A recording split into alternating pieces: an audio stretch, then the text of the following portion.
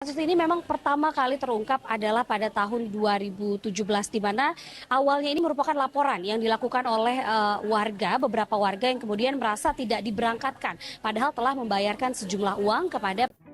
Nah, dari berita-berita yang udah aku tampilin tadi, menurut kalian bagaimana?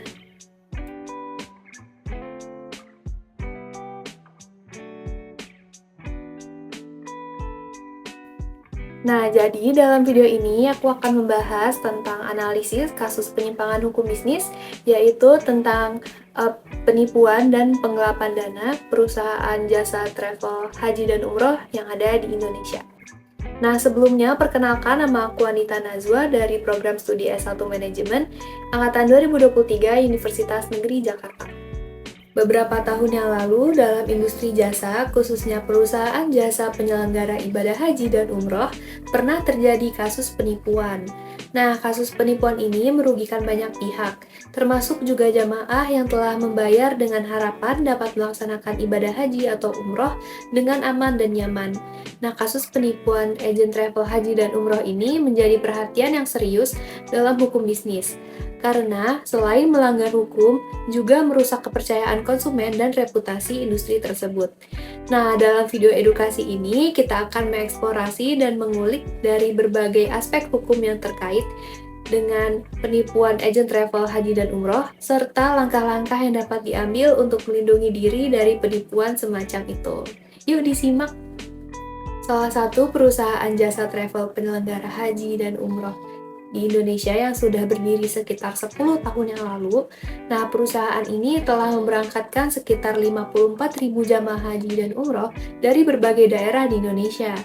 Nah, dalam menjalankan bisnisnya, perusahaan tersebut menawarkan paket ibadah haji dan umroh dengan fasilitas yang menarik, seperti penginapan di hotel bintang 5, transportasi full AC, serta pembimbing ibadah yang siap membimbing jamaah dengan baik namun dengan harga yang murah dan terjangkau. Nah, namun pada 2017 terungkap bahwa perusahaan ini telah melakukan penipuan dengan modus menawarkan paket promo haji dan umroh yang super murah, yaitu di angka 14,3 juta untuk paket reguler dan 54 juta untuk paket VIP. Nah, penawaran ini berhasil menarik minat banyak calon jamaah. Nah, hingga jumlah yang terdaftar mencapai 72.000 sekian orang. Nah, sayangnya sebagian besar calon jamaah tersebut gagal berangkat umroh, dengan total kerugian mencapai 800 miliar. Namun, jumlah ini juga tidak hanya dari keuntungan perusahaan, namun juga terkumpul dari uang jamaah di periode berikutnya. Nah, perusahaan ini sengaja memberangkatkan jamaah dalam jumlah kecil agar ada tenggang waktu untuk menggunakan uang yang terkumpul dari pendaftaran jamaah yang lebih awal. Nah, akibatnya ada sekitar 15.000 calon jamaah yang telah membayar perjalanan umroh untuk beberapa bulan ke depan, namun gagal untuk berangkat.